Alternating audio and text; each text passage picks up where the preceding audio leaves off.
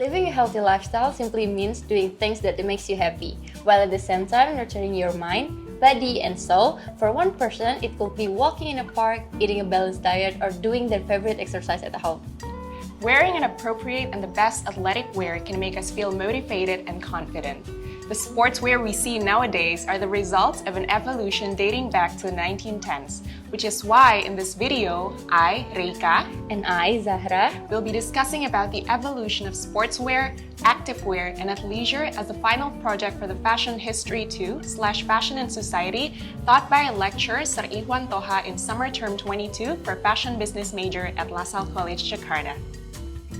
the Fashion Society class taught us about the development and evolution of fashion and lifestyle, starting from the Romantic era until the 2000s and how it affects the fashion industry today.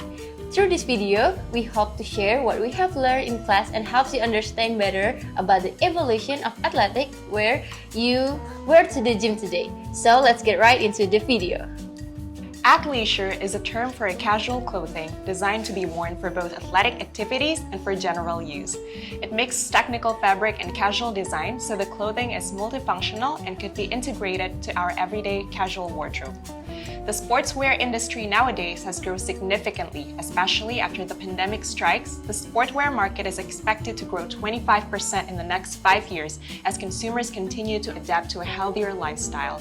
A new sector in the sportswear industry also saw an increase in the demand for modest athletic wear. The aim is to fulfill the needs of women who don't feel comfortable showing skin when exercising in public spaces because of personal preference or religious practices. And the industry surely saw a big potential in the market. Now, let's talk about the evolution of the sportswear itself. In 1910s, modern horse sport is steeped in tradition. First presented as a military test, the riding costumes is heavily influenced by the military attire. Riding jackets were initially designed for warmth and water resistance during the cold months, which is why we see a lot of long dresses and high boots worn during horse riding in the decade. Moving on to the 1920s, Vogue held up the star French tennis player Suzanne Lenglen as a paradigm of style. He wore a tennis costume that is extraordinarily chic in the freedom, the suitability, and the excellence of its simple lines.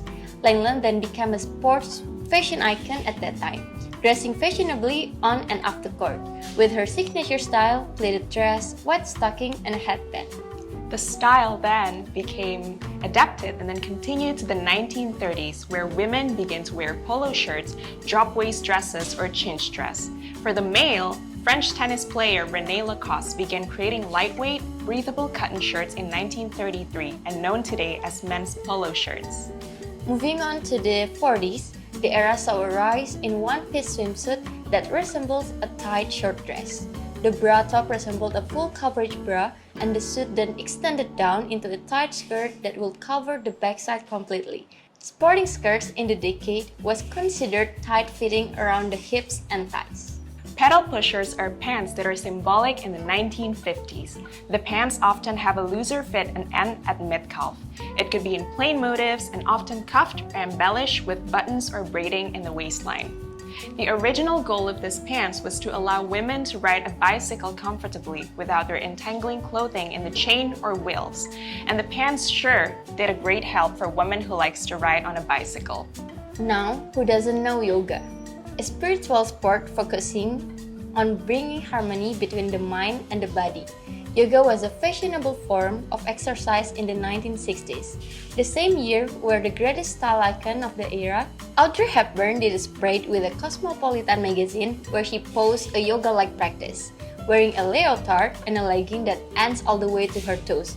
What an interesting spread! Now, Zahra, the 70s was a fun era for the fashion industry. It wouldn't be too much to say that fashion revolution occurred in the 1970s. Polyester was the material of choice and bright colors were everywhere. Men and women were seen wearing a very tight-fitting pants. Moreover, sportswear has become a popular street style in the period. I think the use of colorful materials does not end in the 1970s. In 1980s, we can clearly see that tacky colors are everywhere. The era was such a significant chapter in legging history, as well as harem pants, oversized sweaters, headband, high-rise leotard, big fluffy hair, and most of the iconic the leg warmer. What do you think, Zahra, of this leg warmer trend? Would you wear it today? It sure is a fun way to spice up my workout attire, but I'm not sure I will wear that to the gym. Exactly. Many people have the same thought as you, which is why the leg warmer trend is considered a fad in the fashion industry in the 80s. It hits the trend in a very short period of time. Nevertheless, the 80s was such a fun and unique era to talk about. It is! Do you know that there's a movie called Perfect starring John Travolta and Jamie Lee Curtis, where they embraces the current fashion trend at that time? I think I haven't seen the movie yet, but I'm quite curious of what they wore in them. Well, the characters were seen wearing the 80s Arabic outfit that we discussed earlier. You'll see a lot of the famous fashion items such as leggings, oversized sweaters, and of course, leg warmers worn by the characters.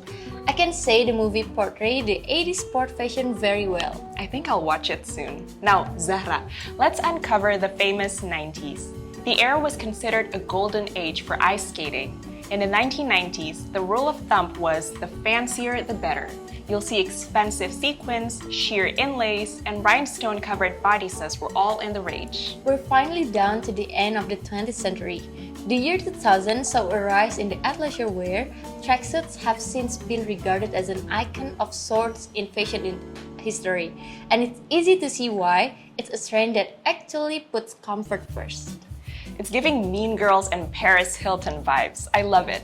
Speaking about tracksuits, are you exercising more or less after the pandemic began, Zahra? I think during the pandemic, I became less physically active than before.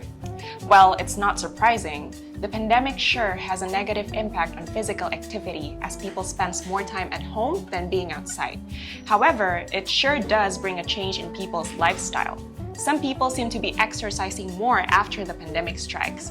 According to Statista.com, in April 2021, 62% of the respondents in Indonesia stated that they exercise regularly during the pandemic.